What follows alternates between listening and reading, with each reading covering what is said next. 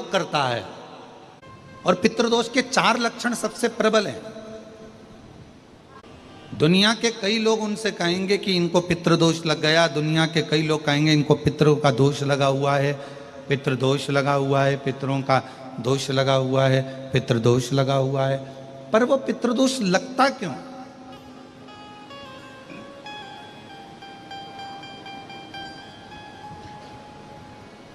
पितृदोष लगने का कारण है क्या?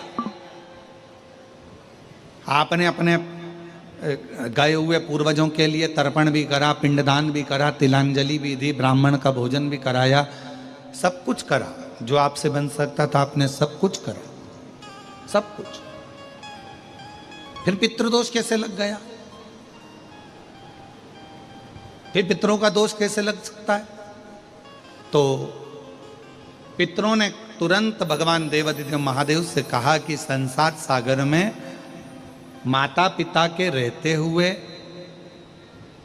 उनका आदर ना कर पाना, या माता पिता को जब प्यास लगी उस समय पर जल प्राप्त ना हो पाना, या किसी न किसी रूप में माता पिता के पूर्वजों के आदर से वंचित रह जाना, फिर माता पिता के चले जाने के बाद, बुजुर्गों के चले जाने के बाद वो दोष घर में लग जाना पितृदोष की संज्ञा में आता।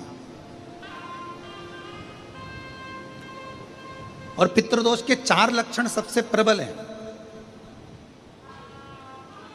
ये कोई भी अनुभव कर सकता है पितृदोष के 4 लक्षण में। पहला लक्षण है 1 रुपया कमाओ, 1.25 रुपये खर्च हो रहे हैं, समझ लेना पितरों का दोष है। दूसरे नंबर का, एक व्यक्ति घर में बीमार है, ठीक हुआ, दूसरा बीमार पड़ गया, तीसरा ठीक हुआ, चौथा बीमार पड़ गया, घर में कोई ना कोई निरंतर बीमार पड़ा हुआ है, दवाई गोली लगी रही है, समझ लो पितरों का दोष है। तीसरे नंबर पर आप कोई पूजन की थाली लगाए, किसी को भोजन देने जा रहे थे, किसी को पानी देने जा रहे थे, किसी को भोजन का कोई नाश्ता देने जा रहे थे, और आपकी ट्रे में से, आपकी थाली में से, आपके हाथ से अगर कोई भरा हुआ पात्र पानी का गिर गया, नाश्ते का गिर गया, थाली गिर गई, कोई दूध का गिलास गिर गया, कोई सामग्री गिर गई, कोई पूजन की थाली तुम्हारे हाथ में है और पूजन की थाली में से मालूम पड़े कोई सामान गिर गया नीचे, समझ लो कि पितृ का दोष है।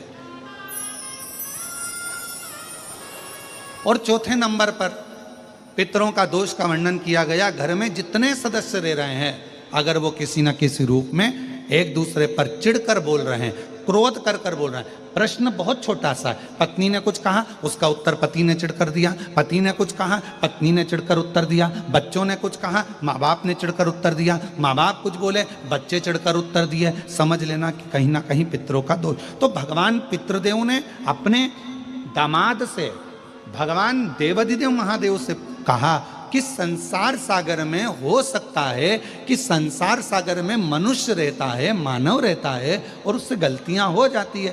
तो पितृदोष अगर संसार के लोगों को लगे तो हमारा एक निवेदन है, आप जाते जाते वर दीजिए कि ये पितरों की शांति आपकी आराधना से पूर्ण हो जाए, बस इतना वर दे दीजिए। शिव जी उस समय पर मौन हो गए। भगवान देवादिदेव महादेव एकदम मौन। पार्वती जी ने शिव जी से कहा, आप हमारे नाना जी को वर नहीं देंगे? आप हमारे नाना नानी को वर नहीं देंगे? इन पितरों को और पितराणी को आप वर नहीं देंगे? शिव जी ने वर दिया मां पार्वती जी के नाना जी को और अपने नाना ससुर को, हे पितृदेव,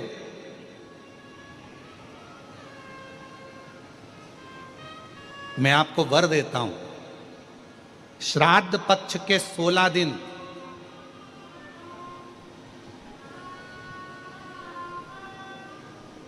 यदि संसार का कोई मनुष्य बेल दूध का प्रयोग करता है, बेल दूध से मतलब होता है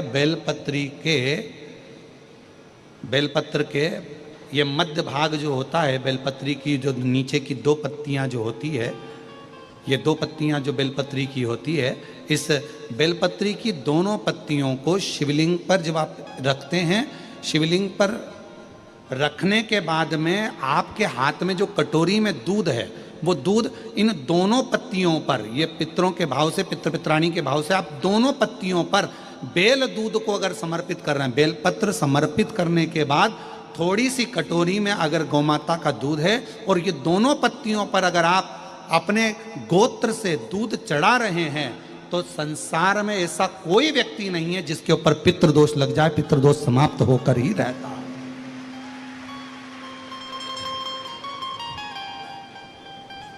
शिवलिंग पर बेलपत्र चढ़ाई, बेलपत्र चढ़ाकर ये नीचे की जो पत्ती है, आपका जो दूध का भाग है वो 2 पत्ती पर चढ़ना चाहिए, तीसरी पत्ती पर जल का भाग आता है।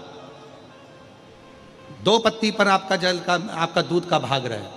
और जब बेल दूध का प्रयोग आप करते हैं और दूध बाबा को 16 दिन श्राद्ध के अगर कोई कह दे कि आपके घर में पितृदोष है, ये दोष है, वो दोष है, सारे दोष आपके यहाँ लग गए हैं और आपके यहाँ ये 4 लक्षण अगर पितृदोष के दिख रहे हैं जो पहले कथा में वर्णित किए, अगर ये लक्षण दिख रहे हैं तो श्राद्ध पक्ष के 16 दिन पहले दिन से ही आप चालू हो जाओ। बेलपत्री शिव जी को चढ़ाया, कटोरी में या चम्मच में 2 बूंद का भी अगर दूध लेकर गए हो, थोड़ा सा भी, बस 2 पत्ती पर आपने दूध समर्पित करा और 1 लोटा जल जो तीसरे नंबर की पत्ती है उस पर समर्पित करा। आपको 16 दिन करने के बाद आपको खुद अनुभव होगा 17वें और 18वें दिन से कि मेरे घर में ऐसा लग रहा है कि सब शांति है और कोई किसी से चिढ़कर बात नहीं कर रहा। लक्ष्मी की वृद्धि अपने आप होना प्रारंभ हुई, कैसा भी।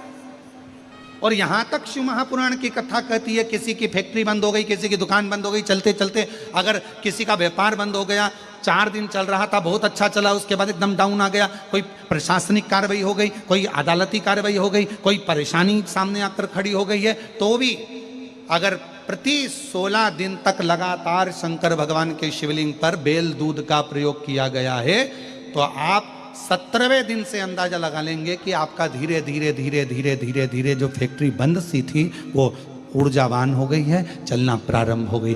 बेल दूध का इतना प्रभाव पड़ता है, इतना प्रभाव।